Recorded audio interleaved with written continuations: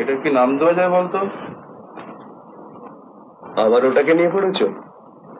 হয় ওটাকে বিদায় করো, আর তা নাহলে আমার অন্যত্র ব্যবস্থা করতে হবে, আর নয়তো এখানেই একটা খুন খারাপি হয়ে যাবে।